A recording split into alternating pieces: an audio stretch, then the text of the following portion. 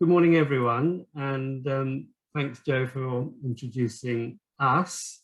And I'd just like to say that I am delighted to have joined SEM-DP recently, and my job is to support all aspects of museum accreditation, and of which this topic is obviously a key one. And luckily, I do have some previous experience of doing this, partly as a consultant, but mainly in my former role where I worked in collections management for the National Trust. And I am very much aware that every museum is different and everyone working in museums is different, and each and every one is special. And so delighted that we have such a fantastic range of different museums and different types of collections represented in the audience here today. So that's absolutely fantastic. So for all questions, queries that are relevant to you, and I expect there will be a good range, obviously far away at the end of the session today, but do please also make contact with me directly. And on the screen, you should see at the bottom, there's an email address, accreditation@southeastmuseums.org, and that's my inbox for accreditation queries specifically. So do please use that to contact me at any time, put forward any questions or queries that you may have in addition to those that we discuss today. And please spread the word. This is for everyone who is either thinking about joining the accreditation scheme, submitting a new application, working towards accreditation, in other words, already submitted your application, your eligibility, and having had that passed, moving on to the next stage. And I think there are some people in that situation here today. And then further down the line, once the invitations to submit accreditation returns start up again.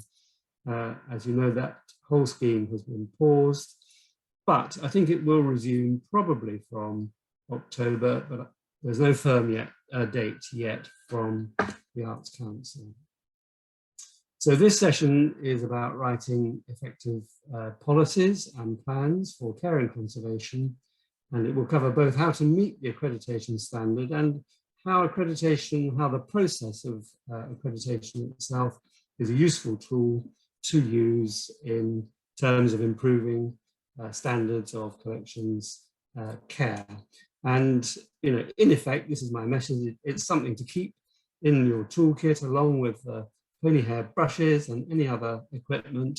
And I hope to convince you that accreditation is good for you. I may be preaching to the converted. So today we're going to just start with a more general overview and then gradually drill down into a little bit more detail. So I'll kick off at the high level view, and we'll hear in more depth from Sophia in the second session this morning. So I'm going to begin with the role of collections, care policies and plans in relation to museum accreditation, what should be included in those policies and plans, and then we'll gradually pick up where to find out more information, more guidance, and more sources of support in various forms. Let's start at a really high level, and I hope this is something that we can do in a kind of semi-interactive way, but I don't mean that literally, because I'm afraid we're not in a room. I can't sort of glance around the room and see how you're reacting, but I just thought we'd start with the words policy, plan, and procedure, and just to get us all thinking a little bit about what those words mean, and in order particularly to help us differentiate between them. So these are my meanings. They're not taken from any particular dictionary or definition, but they're just what I think these words mean. policy, objectives, and principles at a fairly high level. Plans, these are about doing something, and it really should incorporate who's doing it, who's responsible, what's being done, and when. That's an action plan in my book. And then procedures, and the procedure is an activity, something which can happen, regularly, or it can happen just occasionally. But ideally, it's something that's fairly standardized and follows some sort of a workflow or a series of steps. And your policies should link through to your overall purpose, your museum's purpose, your institution's purpose. So your policy links back to that overall purpose or objective, and then forward to your plans. And your policy can also link forward to your procedure or procedures. And I think those of you who are familiar already with accreditation will know that procedures have a particular meaning in terms of spectrum procedures. There are 9 primary spectrum procedures which are formally required for accreditation. And then, in fact, there are 21 in all, of which there are 2 specifically also, which are about conservation. One is condition checking and technical assessment, and the other one is collections care and conservation. And both of those you almost certainly will come across and will use in terms of your normal operational functioning. So there's a lot more about spectrum, there's a lot more in terms of useful training, and you can follow that on the South East Museum's website, and also on the Collections Trust website, where there are lots of resources there. So just have a little think about those 3 words, please. And I know it's a bit early in the morning, but keep them in your minds, because we're going to have a quiz now. Not very complicated, but I just thought we'd take 5 examples. And if you've got a pen and paper, write it down, but if not, just make a mental note. So each of these, I'd just like you to think about it. Let's go back up again. Policy, objectives and principles, plan, through what and when, some form of action, and a procedure, which is something standardized or fairly regular that you normally do. So number 1, preventive conservation is always preferred to remedial treatment. Policy, plan, or procedure. Number 2, volunteer lead to complete a preventive audit, conservation audit, by the 1st of January 24. And number 3, trained conservators, only trained conservators accredited by ICON will carry out remedial treatment. That's the UK Institute of Conservation. Number 4, when a loan request is received, arrange for a condition check of the object by a conservator. And number 5, based on the preventive conservation audit, the museum manager to commission an upgrade program to stores by April 25. Those are the questions. And I'll have to ask at the end, won't I, of this session, who got them right or not. Anyway, those are my answers. So anyone who disagrees or would like to suggest something different, please keep that thought and we will come back to it at the end. As well as being a little bit of fun, I think the point about this is it's all to do with clear thinking and clear writing. So just to sort of conclude at that very general level, very high level, policies and plans, my suggestions are they do not have to be long.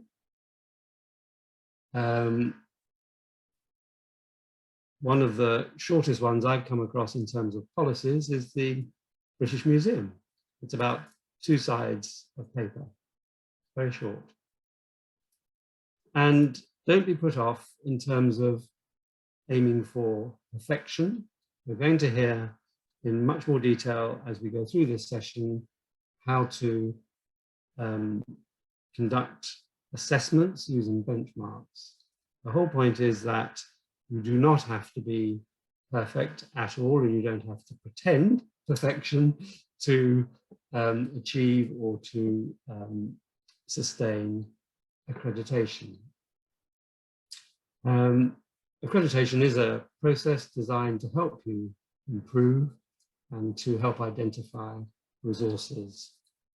And it's about a baseline standard from which you can move forward to achieving a good standard, a better standard, and a best practice standard. But please don't be put off. I have sometimes heard people say, well, I can't possibly do accreditation because we're nowhere near achieving our environmental objectives. That's not true. You can certainly go forward to accreditation if you are working towards and have a structure for your policy and your plan to improve the conditions. And remember also that your policies and plans should be appropriate to your museum and its purpose. The size and the type and the character of your collections are all important, and they should, they should be realistic and match your available resources and link to your forward plan. So I'm now going to go into a bit more detail on each of these 4 areas: what's required for accreditation, what to include in policies and plans, where to find out more, and to just conclude with reiterating the theme that accreditation itself is really quite a good tool for conservation. So let's start with what's required. Now, I'm sure you will have become aware there is some new guidance, relatively new guidance. This is published in March 2019 to accompany the 2018 revised version of the standard. So this guidance is really good. It's clear. It's all in one document. Some of you may remember the old guidance was in 3 documents. This is all in one. It's very clearly set out. And my first advice would be read the guidance, have a good look at it. And there are in fact 5 documents altogether which make up the sort of total set of key documents provided by Arts Council. And I hope, by the way, that at the end of this session, the slides that I'm showing you will also be posted on the website of the South East Museum's website. And these links, where I put sort of here, refer to Arts Council guidance, just in case you can't find it, if you click on the link, that should take you through to the relevant page on the Arts Council website, where you can download these five documents. Now, the standard itself sets out the overall standard for accreditation, but then within the guidance documents, you will find the relevant information for any particular part of the standard. So do please use that guidance. Now, in the new standard, what's required for accreditation under conservation and care of collections is in section 6. It was in section 2 of the old standard, if you're looking to sort of match between the two. There is also some separate guidance and help from the Arts Council available for the online system, which is used to submit or do your returns for accreditation, which is called Grantium. And there's separate technical help for that. And the Arts Council provides that technical help to everyone using Grantium. It's not just for accreditation, it's for the grants administration as well. But do please make contact with the Arts Council. I say this, as earnestly as I can, because they are the ones who know all about the technical side of it, and they would invite you to make contact with them when the time comes for any technical queries concerning granting. Don't ask me.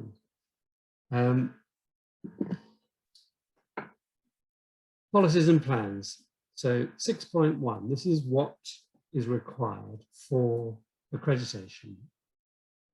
Your policy, accompanied by signed approval, and then these two things uploaded as electronic documents to granting. And the overall requirement is that your policy should be reviewed and renewed at least every 5 years. So if the one you've got now is more than 5 years old, then I think it would not pass muster. So these are documents that need to be prepared. They need to be in an electronic format, and then they have to be uploaded to the system in the same way as other things do as well. The plan is something slightly different.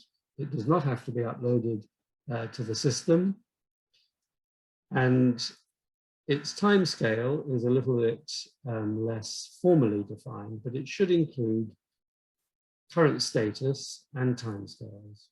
Current status of the collection and timescales, so it should be current. An important point is that neither the policies nor the plans need to be separate documents. They can be part of another document, such as a forward plan or a business plan, or they could be part of a collections management framework document, something which describes how you manage and look after your collections as a whole, and it can be a section within that other document. And the final point, that the plan itself should be appropriate to the collection size, your collection, and any specialist aspects of your collection, what your collection is composed of. So the policy is the same for all museums of all types and sizes. The requirement is the same as far as accreditation is concerned. And as I say, the very biggest museums quite often have quite short, quite pithy policies. They don't have to be long at all.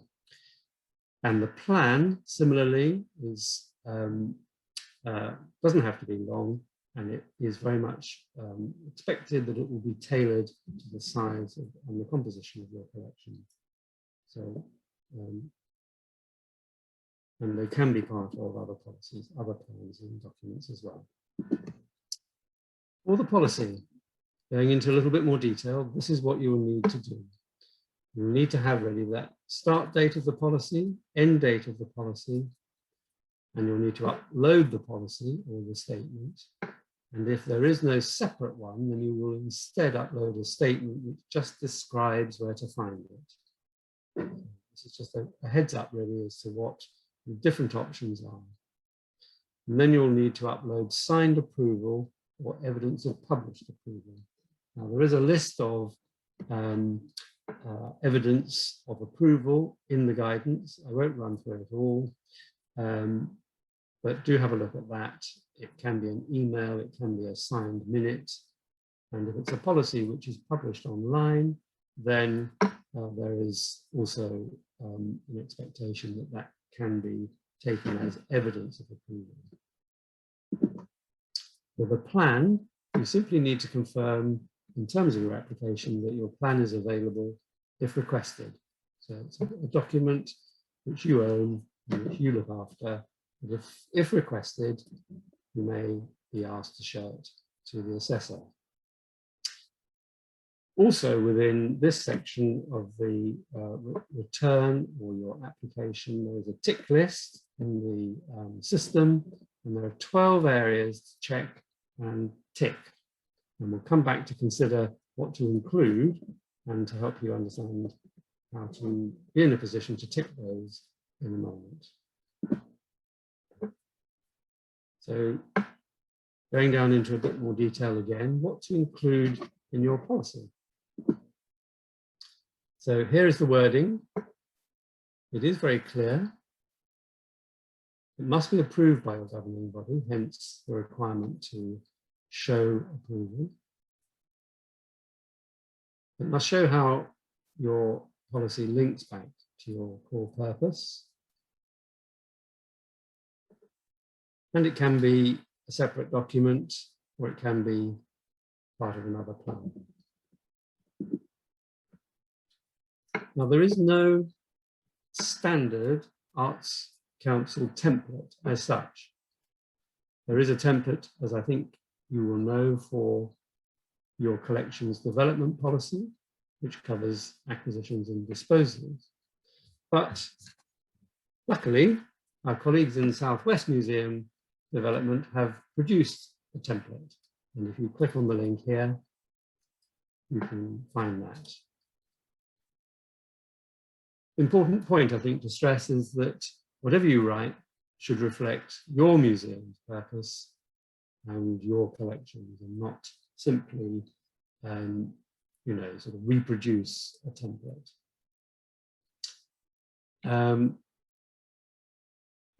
Included within your policy should be reference to your responsibilities and access to conservators. So when I say your responsibilities, I mean the method whereby everyone is informed about, trained, and overall responsibilities are communicated among your staff, your volunteer group. Both preventive and remedial conservation should be covered, and standards such as benchmarks in collections care should be referred to, and other standards exist which you can also refer to. And finally, any specialist collections should be described in terms of their needs, and as I've mentioned, the communications also should be explained. So these are the key points to include within a policy. So now let's look at what to include in your plan. Here's the accreditation standard requirement. You must have a plan to improve the way you look after your collections. It can be a separate document, or it can be part of another document. And this is what to include. As before, no standard Arts Council template for plans, but South West Museum's template can be found here by clicking this link. And these templates obviously give you a good checklist of all the many things that you may wish to think about and discuss in terms of preparing a plan. What you should write should reflect your museum's size and collections. This is recognized in the standard. And it basically requires a standard, a plan at one of two levels: a basic plan for museums independent types 1 or 2, and a more detailed one, which is for all the other types of museums. So do refer to the guidance for a little bit more information about where you feel you might fit between types 1 and 2, or all the other types of museums. That will help guide your content as well. Key points really is that your plan should reflect an understanding of the recognition of the principal risks that you have identified to your collections, and it should include resources and timescales within the action plan section. And finally, that it should show that everyone involved in managing the collections is aware of the plan.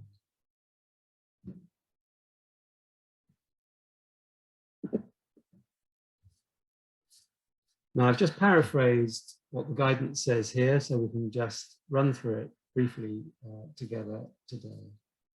And this is the guidance for museums, independent museums types 1 and 2. And there are a few extra requirements, that the assessors are looking for, very clearly described in the guidance for all other museums. But I thought I'd just focus on these 7 points for the basic plan requirements for the independent museums, types 1 and 2, the smaller museums, mainly volunteer run in particular.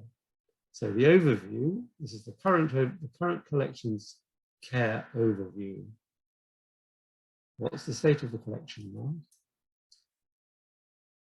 An awareness of collection needs, demonstrating an awareness of collection needs and priorities for action. An awareness and a demonstration of the condition of your buildings and the extent to which they provide an appropriate environment for the collections. Key threats, identification of known challenges or threats to collections both on display and in stores. An understanding of pest management, cleaning, appropriate packing, storage, materials, equipment. These are the things that the assessor will look for. Similarly, environmental monitoring, a commentary on how you control your environments and equipment maintenance for your locations. And finally, resources available and actions, who is responsible, how does training work, and how do you refer to professional conservation advice. Now, the checklist I referred to earlier, I'm going to run through that now just in a little bit more detail. So this is our checklist of points which, when you submit the return, it's just a question of ticking them. You don't have to refer in detail as to where they're found, but this, again, helps to sort of set out the content of what to include in your plan so that you can give a nice big tick and say, yes, we've got that in the plan. So the overview of collections care, these two, and the vulnerable items. This is about showing that you're aware of the condition and needs of the collection, showing there's a program to inspect them, visually inspect your collections, identify those vulnerable items, and make a plan for monitoring and care of the collections. Thinking about that, obviously your inspection programs can be combined with other things, inventory checks and cleaning routines. The next three, 4, and 5 are really about suitable buildings and controls and a bit more on identifying the key threats. Showing the buildings are fit for purpose, showing that there's a plan of inspection and maintenance, but recognizing that it's not a one size fits all, it's going to vary a lot depending on the nature of your buildings and your collections. So historic buildings, open air locations, displays, working machinery, these are all very different from museum collections displayed and housed within cases. So it's all about your collection and your situation and showing how you care for items in these particular circumstances. And in terms of environmental control, the aim is obviously to achieve a state which is as stable as possible to reduce the risks of deterioration from various agents. And Sophia will talk more about those, a lot more about those later. But the obvious ones are those relative humidity, light levels, pollutants and others. And controls can be sophisticated or they can be simple, just a routine of closing doors and blinds, for example. And The main threats may also be quite simple in terms of action planning to help protect vulnerable items. The next 4 are about pest management, cleaning, packing and storage, monitoring. These are somewhat about good housekeeping, tackling pests and cleaning, using appropriate materials, and seeking specialist advice when needed. Noting, of course, that checks are also required on any incoming material, and collecting information and recording information. Need not be employing sophisticated equipment. It can be simple techniques as well as instrumental readings, but aim for a consistent recording routine. I think this is a key aim, which can help to highlight threats to the collection.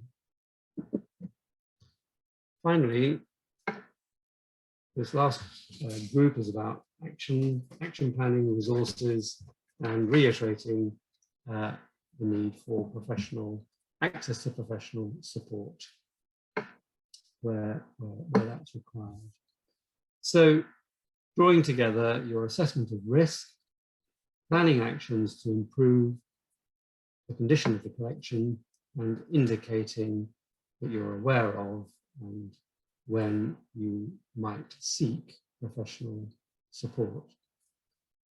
But my feeling about the whole thing is that the key requirement is the requirement to try to maintain and improve the care of your collection. And that's a golden thread really that runs through all of these different topics which make up a good plan. Now, take a deep breath. After all of that, some of you might be wondering, is it affordable? Can we actually, do we have the resources? Well, at least one answer is that there are small grants available particularly for accredited museums. Accredited museums are in the best possible position to access grants and to access professional support, and indeed to engage more widely with other professionals to network and improve in terms of continuing professional development. So there are lots of good advantages for being part of the accreditation club. And specifically here are just some. So if you click on the Association of Independent Museums, that link there gives you access to those types of grants which are currently available. And similarly, on the South East Museums Development website, here are 2 topics which are currently available in collections care and accreditation development, which is a new one. In all cases, do please remember your museum development officer is available, and you can talk to your MDO. Your MDO will know a lot about grants, and not only about the grants which are available, but to help you in terms of understanding how to prepare really good grant applications. So do please look at the websites, follow those through, but also talk to your MDO about how best to go about applying for any grants which can help you in terms of putting flesh on the bones, as it were, of your plans. Professional bodies. I'm really just making a very general point here. There are numerous sources of information and obviously a vast literature on conservation, but the UK Institute of Conservation is a good place to start, to orientate yourself. And also it's one route to commissioning professional freelance support where you might need that, and to obtain guidance on key conservation issues. So there's a lot of information there, and also a route to accessing professional help. I mentioned publications. I'm not attempting to provide a complete reading list. I might have a think about that for the future, but there are published guidelines on particular themes which may be of interest. I'm sure you will know about these, but for example, this on the care of larger and working historic objects. And really just to make the point that we started with, that every collection is very different. Each has its own particular needs, and there are specialist guides that can help you, and specialist networks as well. And one of the most useful things I think you might find is to look at examples of policies which others have produced. So I've done a little bit of online searching just to prepare for this session today, and I'm sure you would find many more examples if you do the same. But here are just some that I found. If you click on these links, they give some examples for a smallish collection, the Newhall Art Collection, Murray Edwards College in Cambridge. I don't know why I've got two Cambridge examples, but anyway, here's another one, Fitzwilliam, a sort of medium size, and Leeds, a museum service, and then a couple of larger ones, the Wellcome and British Museum. But these give you a cross section. They also illustrate some degree of crossover and replication of wording and approach from one to another. So do have a look at those policies. The smaller collections tend, in my research so far, not to publish quite so much online. So, if you do find good examples of smaller ones, I would be really interested to hear from you, and indeed any of your own.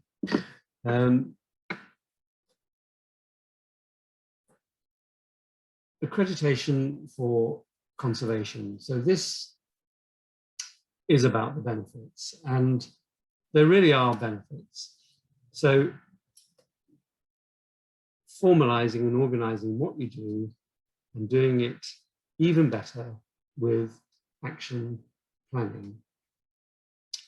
I think it's a key part of accreditation as a whole, that it is a process. It's not an end in itself, it's a means to an end.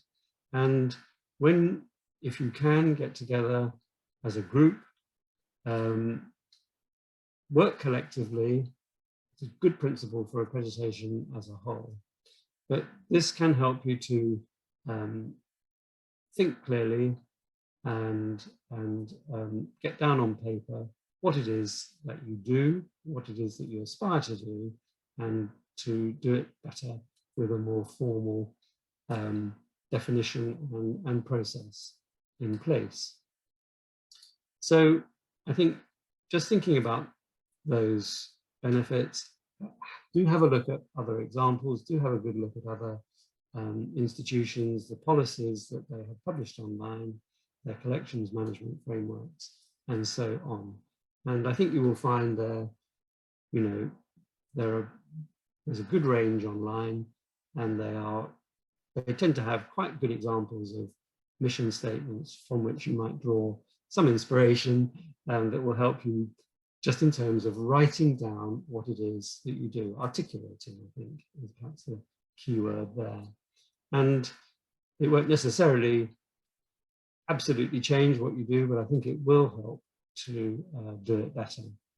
And I think this is an experience that many, big familiar organizations have gone through in recent times, just in terms of recognizing the value of clear thinking and clearly defining what it is you do and planning to do it better. So I think that's one broad benefit of the process of accreditation and thinking about standards, and doing so with the sort of philosophy that accreditation has embraced, of starting with a baseline and working with benchmarks to improve what you do. So these are some of the key points.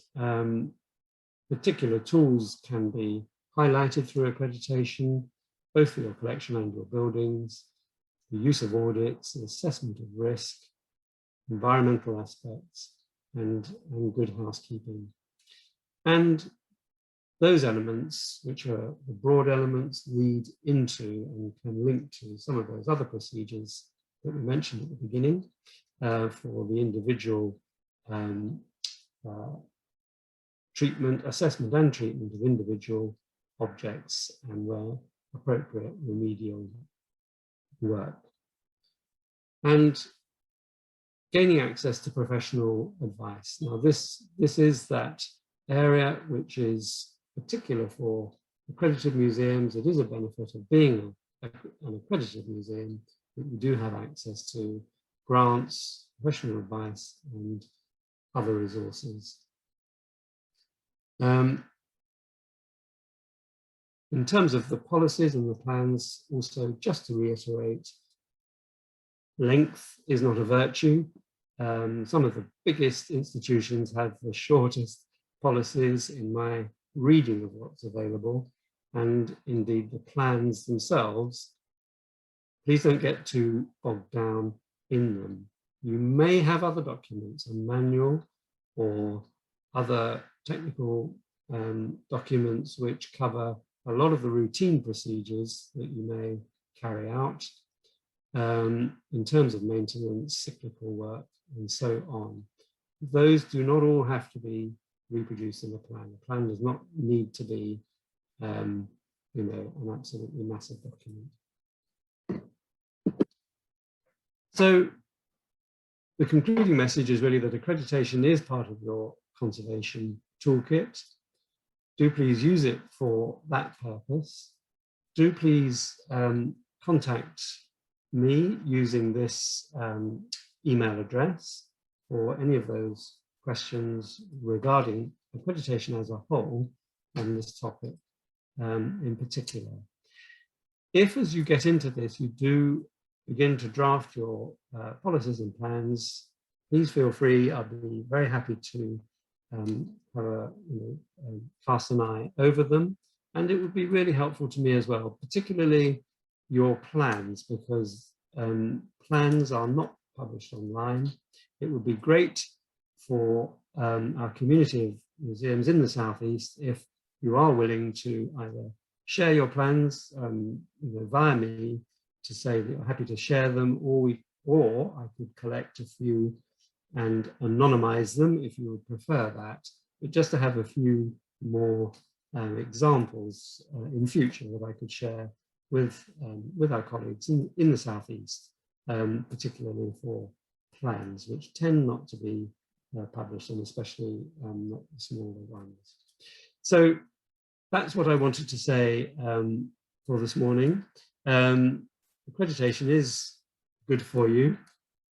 Please use it, and please do keep in touch. Hopefully this session will link into what Philip's been saying, and also link to the session last week about risks to collections and identifying risks in your collections. So in this section, hopefully we're going to go and just talk again about what is meant by conservation, a little bit about just touch on risk management. So that both those points are kind of recapping what we talked about last week. Then we're going to go through benchmarking for collections care, because I think that's a really helpful tool that you can use. Then we'll talk about getting to know your collection, and also about putting an action plan into your conservation plan, and how that can help you look after your collections. Okay, so thinking about what conservation is, so as a whole, conservation can be defined as the careful management of change. It's about revealing and sharing the significance of places and ensuring that their special qualities are protected, enhanced, understood and enjoyed by present and future generations. And that's from the National Trust. But I think that could equally be said about sharing the significance of collections as well. And then ICON that Philip mentioned says that the purpose of all conservation is to facilitate the public's access to and enjoyment of our cultural heritage. There are many aspects of conservation, including investigation, preventive care, remedial treatment, packaging, display, cleaning, repair, and restoration. So I think those quotes kind of show how important conservation is to making sure your collections are preserved and that they're accessible to the audiences that you have. The second quote as well touches on the fact that there are many aspects of conservation, and in this session we'll talk about how those different aspects can fit into your conservation plan. But essentially conservation is about preserving your collections for as long as possible, and looking at the materials you have in your collections and managing any risks that could cause damage or deterioration to them. So Philip's talked a lot about how it can fit into museum accreditation, but I just wanted to kind of link it back. It links to kind of standards 4, 5 and 6 that Philip talked about. And as he said, it's about understanding your collections, what you've got, what the risks might be to the materials in your collection, and also what their requirements might be to maintain the collection. So thinking in terms of maintaining the condition of your collection and stopping any risks, but also if there's any way that you can improve the condition or improve the methods you use to look after your collections. So in the accreditation standard definitions, they talk about preventative conservation, and I've just changed it to preventive here. And that covers the measures necessary to slow down or minimise deterioration of museum objects and specimens and structures. So to my mind, preventive is kind of the focus of all the risk management activities, and that will link back to your plan and your collections care aspect. Then remedial conservation, they say, involves a treatment to an object or a specimen to bring it into a more acceptable condition or state to stabilize it or enhance some aspect of it, of its cultural or scientific value. So remedial conservation should be carried out by a conservator, and that would be a really kind of active treatment that would be carried out.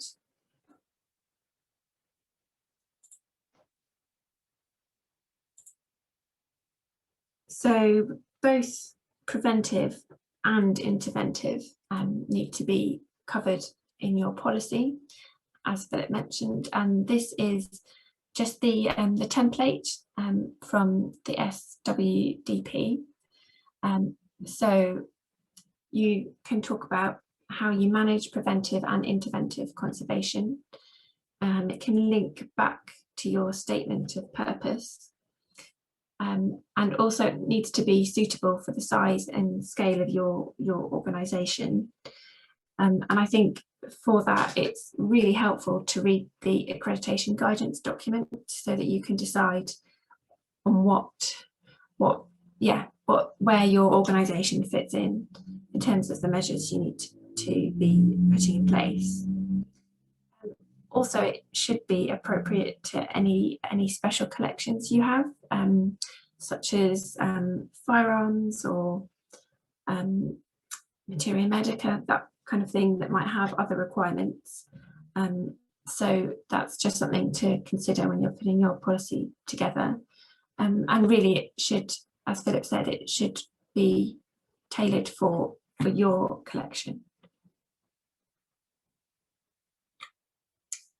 And then you need to include preventive and interventive conservation in your plan as well. And both your policy and your plan, it should say how you are going to manage interventive conservation, how that's recorded. So that might be recording cleaning, or it might be recording any treatments undertaken by a conservator. But yeah, as Philip said, this is the plan to maintain and improve collections care. You should talk about how you prioritise the objectives that are set out in your policy. In the template, this is the template again from the SWMD. And there's a section at the end, section 13, that is a little action plan. So you can talk about any actions to be done and who's going to carry them out and when they're going to be completed. And it also needs to talk about how you identify threats and what the threats are, which we talked about in the session last week. So if you're talking about the interventive, as Philip said, it's the resources that you have, and really it's your access to conservation advice and your access to a conservator, but also about how you sort of quality check and record and monitor that conservation work. For preventive, it's thinking about the resources that you have, and also probably key points. So how do you monitor and analyse environmental conditions, and how you monitor and manage pests? Obviously, how you do that will depend on the type of material you have, on the resources you've got, and the size and the scale of your organisation.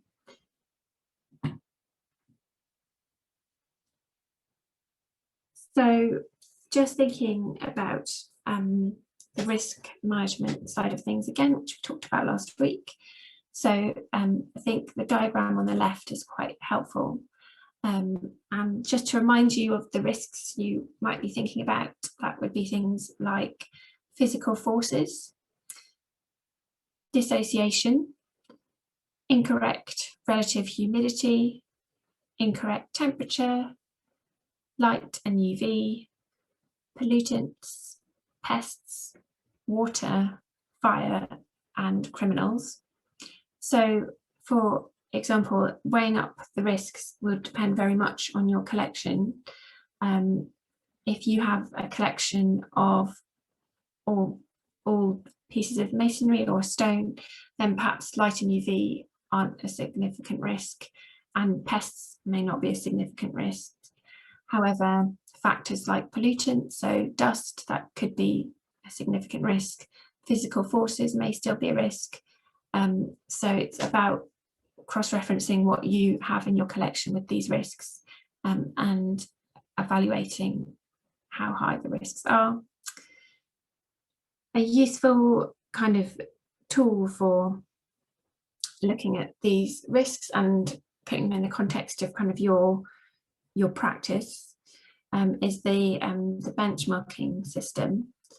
Now, the benchmarking system kind of breaks it down in a slightly different way.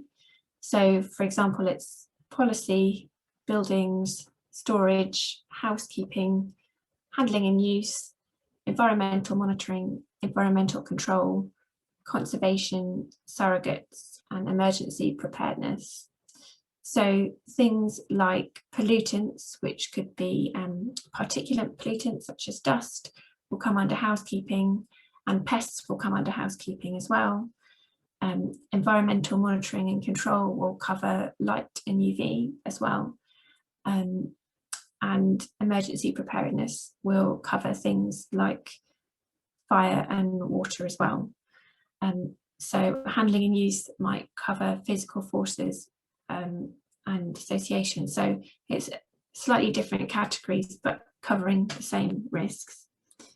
And the important thing here is kind of knowing and understanding your collection, and thinking about it in the context of the risks that we've talked about.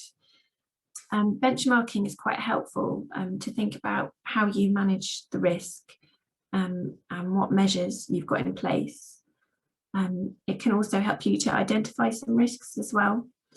And we'll talk more at the end about some resources, additional resources you can use for that too. So just to quickly cover risk management, just to touch on it. Thinking about, you need to consider in your plan how you identify risk. So that's the kind of the tools that you'll use, whether you've got a risk assessment matrix that you can use, and we can share some resources about that later. If you're looking at benchmarking to help you identify risks, then it's thinking about how you mitigate and control those risks. And then what is the level of risk with those measures in place? Do you need more, or is the risk acceptable? Monitoring that risk, and that is an ongoing process. So it's really important to keep an eye on that and evaluating your methods to see if they're effective. As I mentioned before, thinking about what might be the biggest risks for your collection. So for example, if you've got a collection of silk textiles, then perhaps light could be a really big risk. If you've got a collection of organic materials, it might be that you have fluctuating RH and temperature, which could be the biggest risk. And finally, thinking about in the context of your action plan, it's making sure that if there are control measures that need to be carried out, identifying what they are and writing them down to make sure that they are actually carried out. And once you've kind of gone through your risk assessment process and your benchmarking process, what are the key actions that need to be carried out? So thinking about risk, you need to kind of understand sort of the value of the material to be affected, so that's its significance, the likelihood that it's going to be affected, and also for any given risk, what's the quantity of your collection that's going to be affected, to decide what the impact might be. And the risk is all those factors, and carrying out an audit and using the benchmarking standards can really help you to identify the needs of your collection. Okay, so talked about benchmarks, so I thought it might be quite helpful to go through them. They were really helpful starting point, and they link in with the standard 6, but also standard 4 and 5 as well. So the current version is Benchmarks and Collections Care 2.1, and that's published by the MLA and the Collections Trust. And as I said before, it's a self-assessment tool. So you can do it digitally or on paper, walking around your stores and your displays. And it provides a framework for assessing and improving conservation, preservation and management in collections. So Benchmarks in Collections Care 3.0 is currently being developed, but they're both very similar in the way they work to help you assess the quality of your organisation's conservation management. And also it links in, as we said, to the wider framework of managing collections that's expected of organisations seeking accreditations. And you can find those on the Collections Trust website. And I would recommend, going around your collections with the benchmarking tool and just having a good look at what you've got. So, as I said before, these are the categories that the benchmarking document is broken down into. So you can use them for your risk management, but also just to go through all the different parts of what could be in a collections care conservation plan, just to make sure you've got everything covered, and yeah, to help you assess risk. So I thought what might be quite useful is if what we'll do after this is just go through some of the sections. I thought we could go through sections 4 to 7 just to sort of familiarise you with how you could use it and how it might work. Sections 3, 4, 6 and 7 of benchmarking actually need to be completed for the SEND collections care grants. So you might have used them already, or you might be thinking about using them. So they use the categories of basic, good and best. And as Philip said, you don't need to have everything perfect. It's just a really good way of helping you kind of think about where you are, what you could do to improve. And also for your conservation plan, it just helps you to kind of identify the processes that you're using. And as Philip said, you don't need to put every single process down in your plan, but it just means it gives you a structure, and it gives you an idea of what you can put in your plan to say how you're looking after your collections. So yeah, you don't look at it in panic. You don't need to be doing everything to the best standard. The basic one might be the one that's suitable for your collection. And it's just a tool to help you. It's not a strict kind of set of rules. So they divide it into the different standards of basic, good and best, and then you can say that you've met them, you've partially met them, or not met. And depending on how you structure your plan, this can be really helpful for deciding on any actions that you might want to put at the end of your conservation and collections care plan. And it can help you to identify problems that you might be having in terms of why things are met or not met. And it's particularly helpful using this kind of tool to review your plan as well, to identify kind of long-term ongoing problems, or sometimes resolutions that have happened, that you can include to say how you've improved your plan. So as I said, it's in paper or digital format, and it can highlight the strengths and weaknesses of your plan, help you to prioritise the objectives in your plan and policy, and yeah, to directly inform your action plan.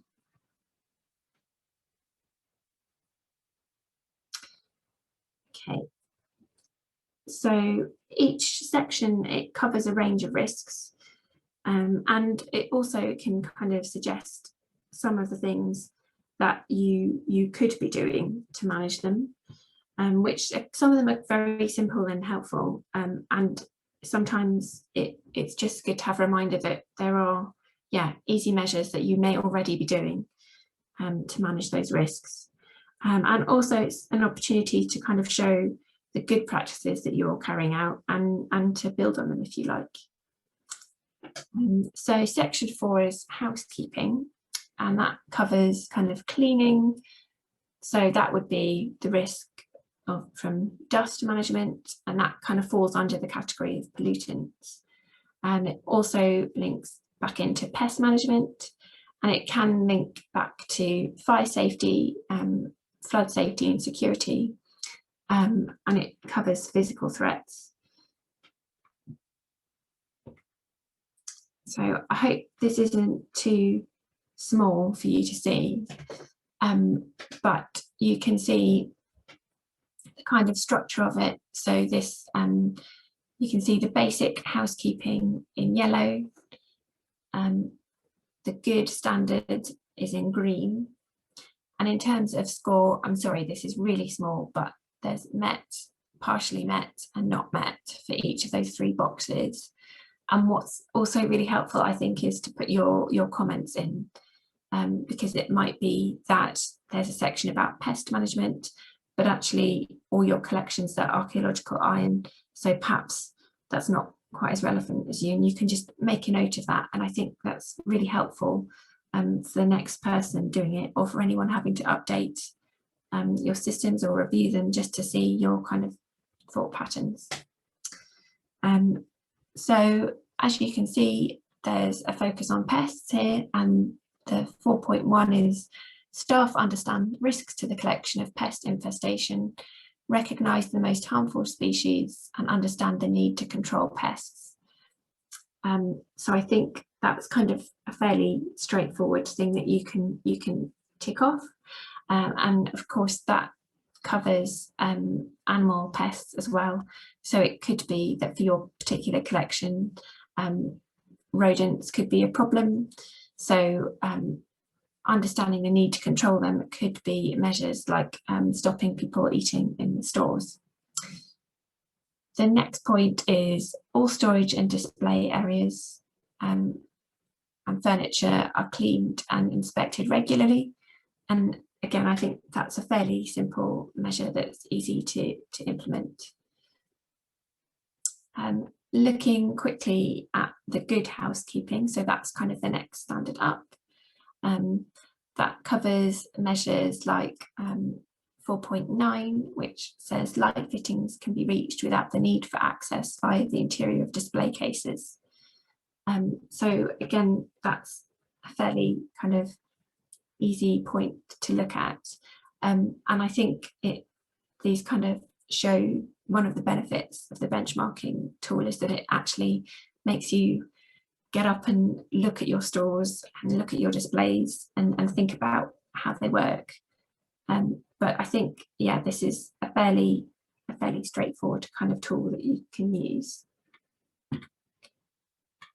And then this is the best standards. So this is in addition to the basic and the good. So your organisation has implemented an integrated pest management programme for all collections and buildings. And perhaps you have done that, perhaps you haven't, you might be working on it, but it's just a prompt to help you think about what the best standards that you could be doing are. And 4.16, your integrated pest management programme is regularly updated and reviewed, and recommendations are made to managers. So that, I think, if you're carrying out a pest management programme, I think, as we mentioned, updating and reviewing is really important, and hopefully writing a conservation and collections care plan can be part of that process as well and can help. And also, having updated the plan, you can then formulate your recommendations and send them off to managers if you like.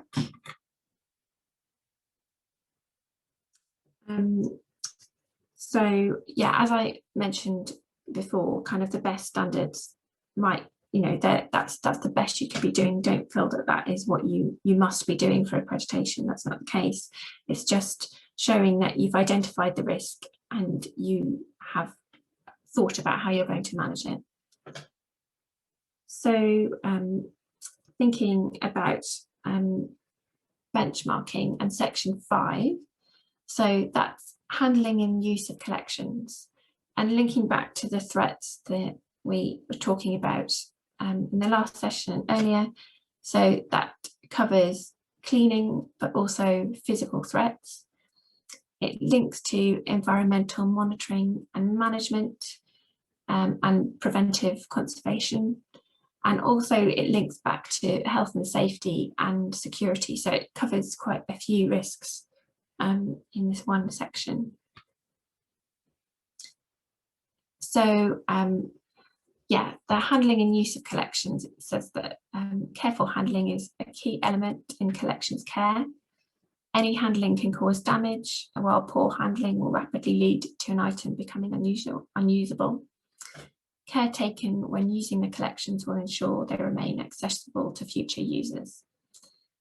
And in terms of handling and moving procedures, we had another SEMD session about that. So we can share the link to that, as well as one about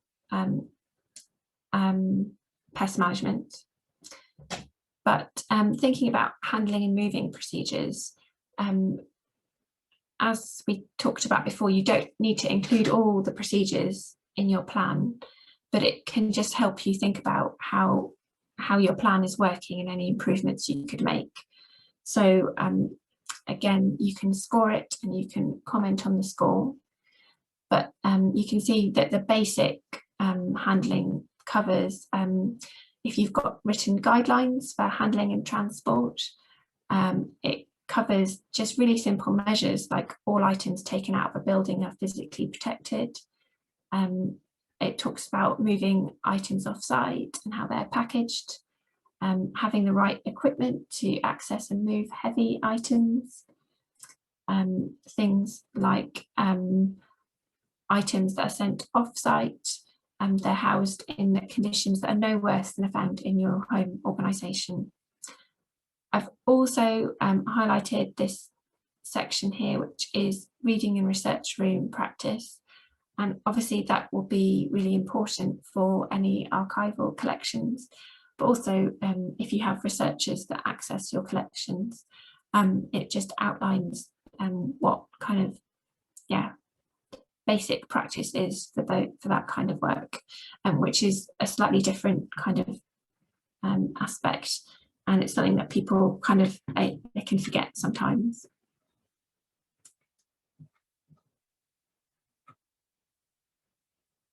So it then goes on to talk about, so this obviously covers books, and so libraries and archives, as well as museums and historic houses. But it goes on to cover exhibitions. It covers condition checking before and after objects are put on display, which I think is a key point really for monitoring the condition of your collections and noting any damage, and to see if the control measures you've put in place are successful. Having a programme to check the condition of vulnerable items on display. It talks about whether your display cases are robust and secure and constructed from materials that will not harm their contents. So that's kind of covering two risks to collection, really. It's the security, three: security, physical damage, and also the chemical damage from any inherent toxins or VOCs within the showcase. It goes on to talk about physical access to items and how that's managed for staff, making sure that materials not on display indefinitely,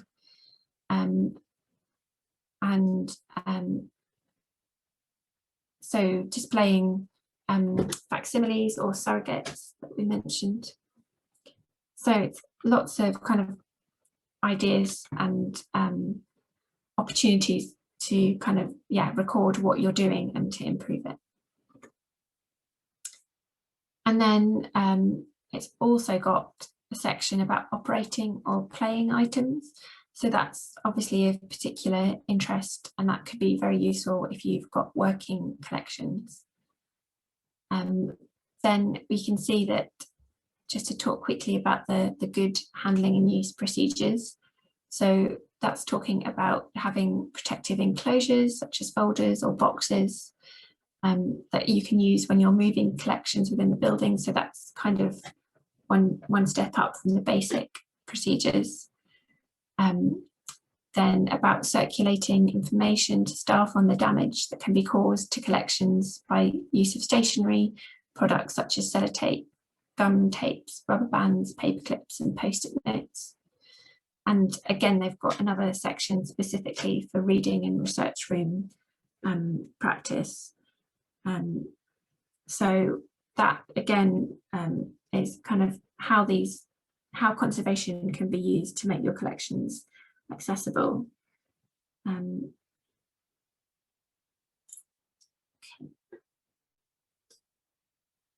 And then again, another section talking about what this is good practice for operating or playing items.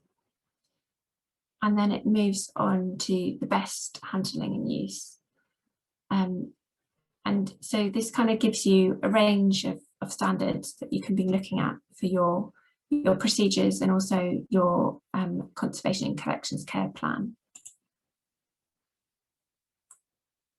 And again, yeah, this is the best standard for operating or playing items. So it gives you a really clear idea of, yeah, the basic, the good and the best standards, and where your organisation fits into that. So again, it kind of links into how you think about how your collection is accessed in terms of researchers, thinking about your exhibitions and security, and your working objects. And also I expect that there's probably a lot of things listed that everyone is already doing. So it's a bit of a kind of a confidence boost just to reassure you that you're kind of on track. So just wanted to talk a little bit about environmental monitoring. But as Philip mentioned, obviously this will be proportionate to the size and type of your collection and to your resources.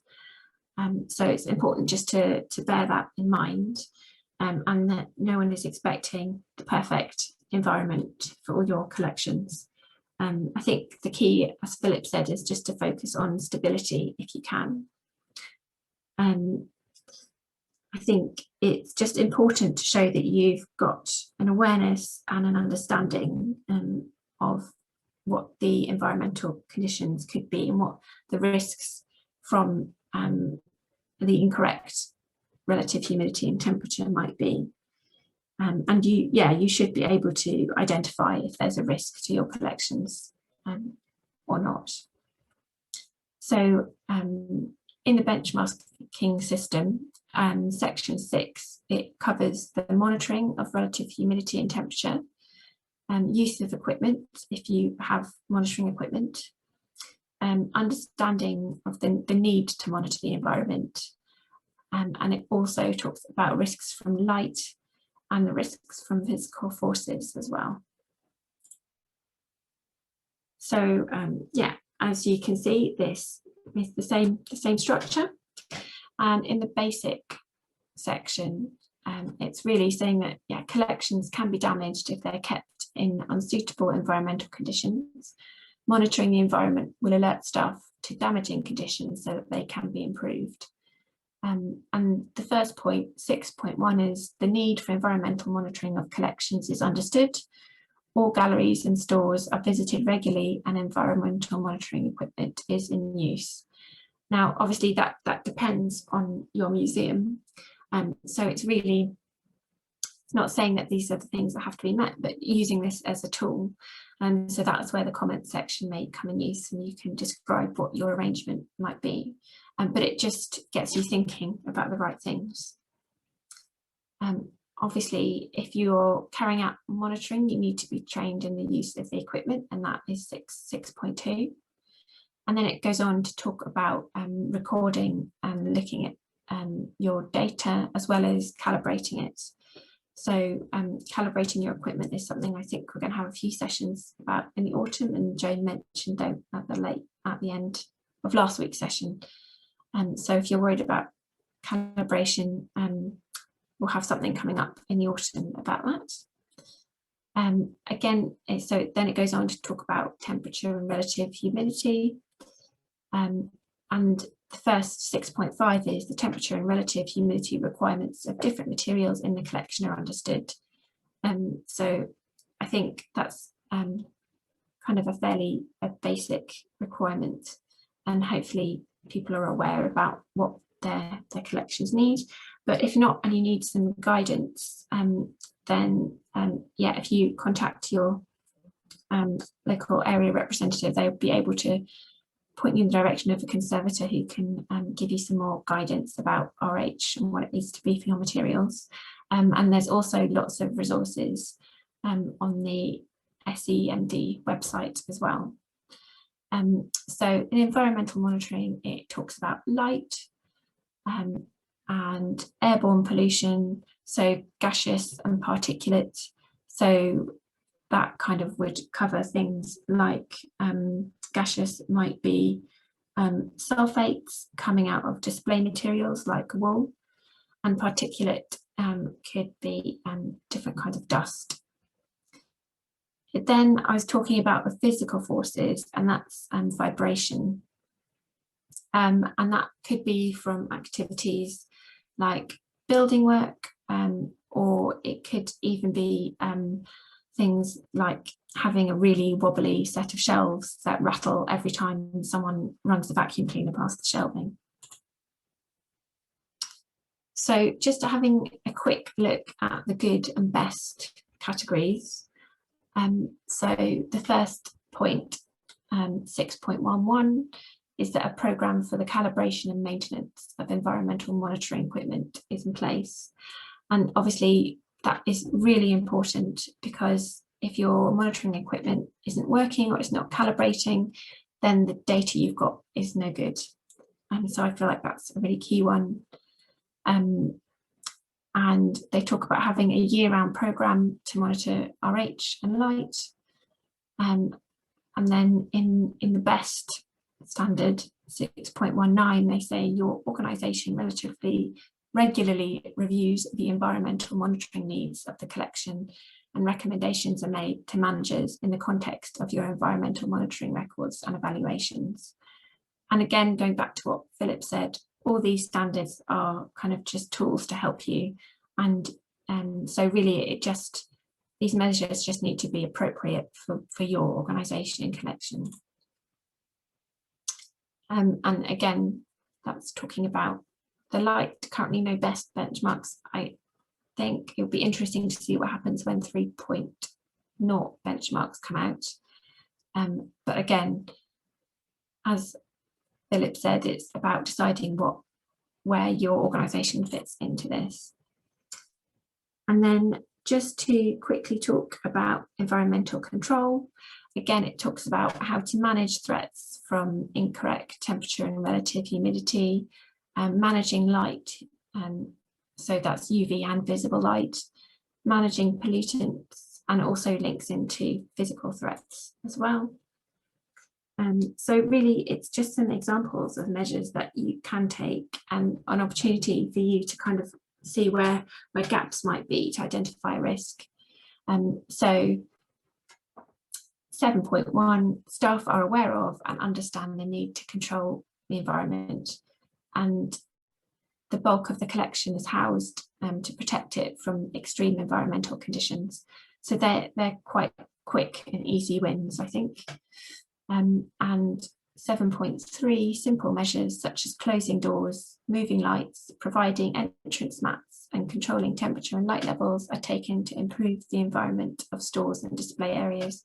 And again, I think they're just quite quick, easy wins, just to give you some kind of confidence that what you're doing is the right thing.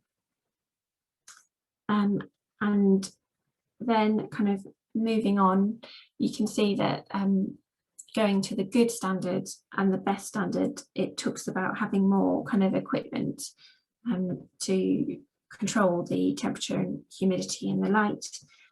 But that could be really simple measures like just putting the heating on or keeping doors closed. And then that goes kind of all the way up. It could go up to kind of having really highly controlled showcases, air conditioning, conservation, heating, and that kind of thing.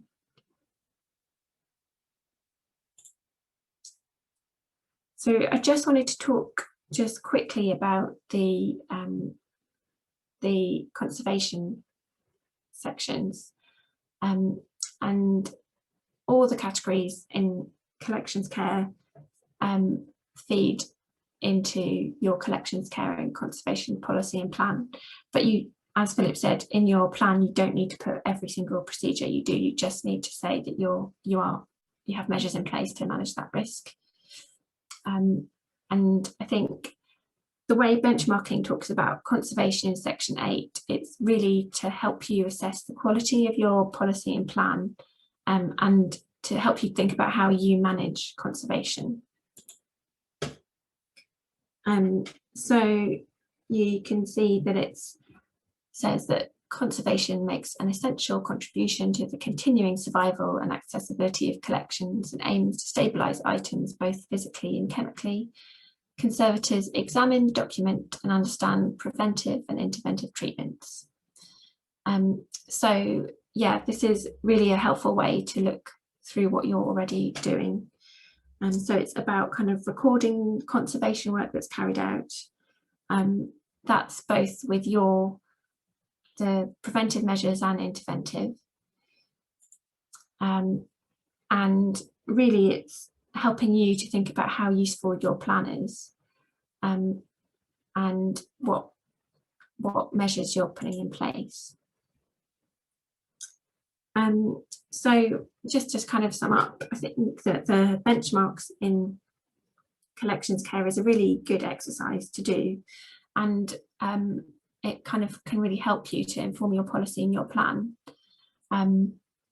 particularly in your policy, how you deal with remedial and preventive conservation, how you assess your collection, so that your policy and plan are proportionate to the scale of your organisation.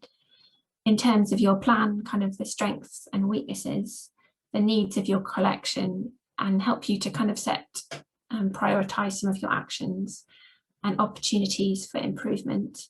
And really, I think another key benefit, I think, is going and actually looking at your stores.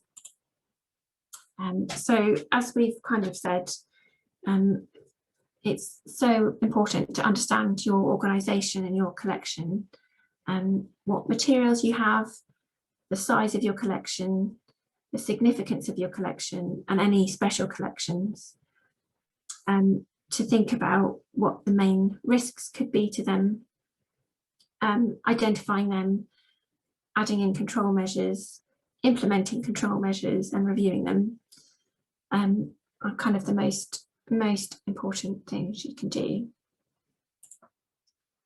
And just to quickly talk about section 13 of the collections template care and conservation plan, I think this is really helpful because you want your conservation plan to work for you. And I think it's one of the most important parts. So it's really important to set down a specific task, have a step, have someone responsible for it, and a date that it's got to be done by.